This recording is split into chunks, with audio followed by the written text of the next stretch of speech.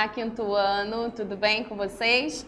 Nós vamos começar agora mais uma aula de português. Então vamos pegar o livro, vamos abrir lá nas páginas 48 e 49, onde tem aí, ó, esse texto 2. Nós vamos ler agora um texto expositivo. Um texto expositivo é um texto que apresenta algo para explicar. Ele apresenta um texto, ou apenas imagens, mas ele tem a intenção de explicar algo, trazer alguma informação importante. Bom, então tem um texto aí nessas páginas com o título de Sinais que Falam. É um único texto, vocês vão fazer a leitura dele e vocês vão perceber que dentro desse próprio texto ele tem outros títulos, que tem outros dois aí na verdade, ó. Alfabeto datilológico, e sinais em libras. Então, dentro de um texto tem outros dois títulos. Esses títulos abaixo, eles chamam intertítulos. E aí nós vamos ver nas páginas seguintes a explicação deles. Então, aí nessa página vocês farão somente a leitura, tá? A gente vai descer lá para aquele quadrinho amarelo para a gente ler a explicação. Aí está explicando sobre texto expositivo. Para que um texto expositivo ele cumpra a sua função de expor com clareza um assunto, é preciso que ele esteja bem organizado. As ideias e os conceitos, eles podem ser reunidos em parágrafos. Algumas vezes podem ser necessários também intertítulos, que é o caso do texto que vocês acabaram de ler. Eles ajudam na organização, separando as diferentes informações. O uso de imagens contribui para tornar a exposição mais clara. Fotos, quadros informativos e ilustrações são recursos usados para complementar a explicação, ilustrar o assunto apresentado ou fornecer exemplos do que foi informado em linguagem verbal. Bom, então nós vamos lá para cima. Vamos voltar lá na questão número 1. Essa questão é aquela que a gente faz aquele bate-papo. Isso aí a gente pode fazer no nosso encontro online.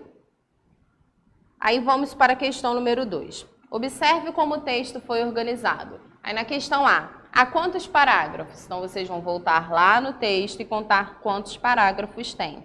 A letra B está perguntando se há título e intertítulos. Vocês vão sublinhar o título e circular os intertítulos, que eu já mostrei para vocês quais são. Na questão número 3, observe mais atentamente os parágrafos. No livro impresso, numere os parágrafos no texto. Então, vocês vão voltar lá no texto, além de contar os parágrafos, coloque o númerozinho ao lado, depois ligue o parágrafo ao assunto exposto nele. Então, você volta no texto, numera, para você poder fazer essa questão ficar mais fácil. Aí, vocês vão ligar o assunto que está relacionado a cada parágrafo.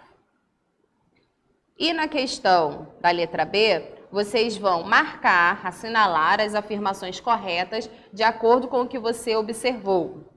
Então, pode ter mais de uma opção aí, tá? Na questão 4... agora observe com mais atenção o título e os intertítulos. Letra A. Qual é a função dos intertítulos? Já vimos lá naquele quadrinho amarelo. Letra B. Quais informações são dadas depois de cada intertítulo? Aí você volta lá no texto das páginas anteriores para responder.